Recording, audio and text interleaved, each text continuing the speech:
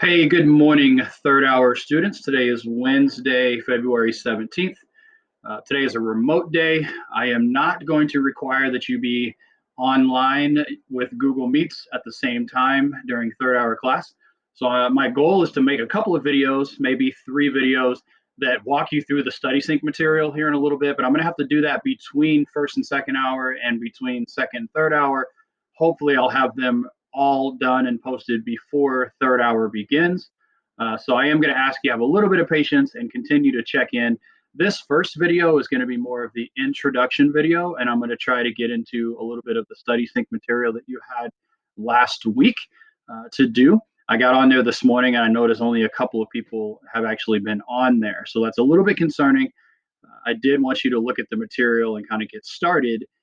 The plan was today was to go through the think questions and make sure you had all of those correct. But a lot of you haven't even gotten to that point yet. So we're a little bit behind. So I need to poke you a little bit and say, hey, let's get going. Okay. So let me go through today's work. You're going to start with no red ink. And no red ink, whenever you get in there, um, sorry, I need to go back a page here. I was exploring whenever I was preparing this video and I went a little bit too far ahead and didn't go back there. So apologize. So you're looking for the practice agreement with nouns and pronouns. You will have a quiz over this content on Friday. Let's look at the preview real quickly. I will always encourage you to look at the lessons before you get into the practice so that you have your mind wrapped around what you're going to do. So the general topics are using basic contractions. Those I think will be fairly easy. You know the general contraction rule. You're taking out a vowel and then combining 2 words. So make sure you're looking at that. The second one is agreement with collective nouns. So nouns that have multiple things inside of them, words like class or group or team. And then there's tricky nouns. Sometimes they end in an S, but they're still considered singular. And then agreement with indefinite pronouns. That's whenever you don't know the exact number. So sometimes they are considered singular and sometimes they are considered plural. So make sure you're getting into those lessons and reviewing what they are before you get into the practices. Okay, moving into Study Sync. I was a little bit concerned when I looked at Study Sync this morning because it was assigned to you last week with the understanding that you would read the material a couple of times, that you would watch the Study Sync video. Don't throw the baby out with the bathwater. I know the actors can be a little bit cheesy in their interactions, but the content is very good. And then the think questions, I wanted you to answer the think questions. I didn't necessarily require you to submit them because the goal was to try to go through them today in class if we were all together. But as I looked at your work this morning, only a couple of people have even been on there. Like I can tell if you've even been on the work, and not everyone has um, gotten to a point that I feel comfortable. So I'm a little bit concerned. So I need to prod you just a little bit to tell you you really got to get into this. You really got to get moving forward with this material. So let's look at it real quickly. You know the intro. One of the things that I'm going to be talking about whenever we are in person, and I'll probably say it in the videos that I'll post later, but one of the things that you'll hear me talk about is a lot of these ideas become fluid ideas, right? So whenever the early colonists come over to this new world and they start figuring out how are we going to create our communities? Are they going to be religious? Are they going to be economic? What are we? They define themselves as extensions of Britain, of course, but how are they going to interact with each other? How are they going to rule each other?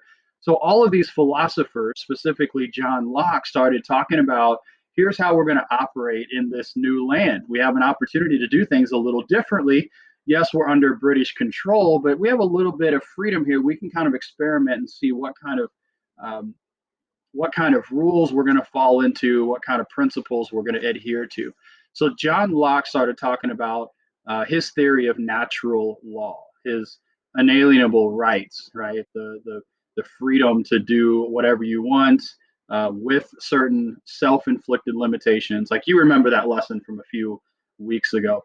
Um, but John Locke's ideas become lived out and applied whenever we have our founding fathers starting to write our Declaration of Independence, which you're going to be reading here, and the Constitution, we start incorporating a lot of those. God gave us the ability to do these things, and because we're human, we're able to live under these guidelines. Those are written into our documents. So these ideas become fluid from John Locke to Thomas Jefferson, and then later in some of the other pieces that we'll be reading. You'll notice that it's just a fluid transition from one idea to the other. One thing I want you to really pay attention to is this idea of inalienable rights. Like, what does that mean? What does it really mean? Life, liberty, pursuit of happiness. How does that play out in life? Did our forefathers actually live up to their own expectations? And whenever we get a couple more assignments down the road, remember, I have other classes that are a little bit ahead of you, and I'm kind of giving you just a little bit of a preview. When we get a couple of assignments down the road, we're going to revisit that question. Did our founding fathers and their children and grandchildren, did they actually live up the expectations of life, liberty, pursuit of happiness, under the idea that all men are created equal? And you might be surprised by some of the answers that you're going to discover in a future assignment. Okay, so as you read the Declaration of Independence, hopefully you read through the summary there, so that gives you a really good overview of what you're about to read. And then it's all the details. Read it over and over and over. And in this video right now, I'm not going to necessarily worry about all the details, but just read it over and over and over. I am going to share, I think I may have already done it, the video with all the actors and actresses that were reading through the Declaration of Independence. If I haven't shared that, I'll definitely share that again. I would like for you to listen to that again. You can listen to the audio clip that's here, but the guy's a little bit dry and he pauses quite a bit, so it's a little bit longer. I like the actors and actresses that I got from Mr. Spidell, that YouTube clip. But read it through a couple of times. Make sure you understand what's going on. And then listen to the Study Sync video. Now that video, this is why I'm talking about the fluid aspects of all of these things, because in that video, they don't necessarily spend a lot of time talking about the Declaration of Independence. They actually talk more about the United States Constitution and how the Constitution, the separation of powers and those kinds of things. So it's interesting to me that they almost, and I don't know if it's deliberate or if it was kind of an accident just because of their conversation, but it's almost like they conflate these two ideas into one, because there's a clear separation between what the Declaration of Independence is and what the United States Constitution is. Time periods are a little bit different. You know, there's several years between the two documents. But the Declaration of Independence establishes a certain principle, a certain line of behavior, certain actions that we want in this new country. And then the Constitution, of course, is the living out of those principles. The reason that we separate from the king in England is so that we can identify ourselves in our own way, and that's played out in the Constitution. So that's why I really like this video. It really talks about the Constitution as an extension of the Declaration of Independence. Now, your think questions, again, the purposes of this video right now is more introduction.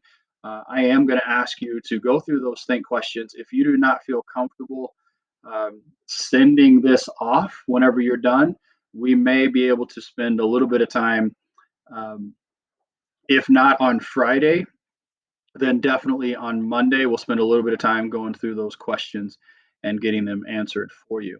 So I'm going to leave you with that. I'm going to ask you to get that first read of the Declaration of Independence done. Should have already been done. Today should have been a review. And then what I'm going to be doing as soon as I get done making this video is I'm going to open up the two skills that you're going to have, plus the close read.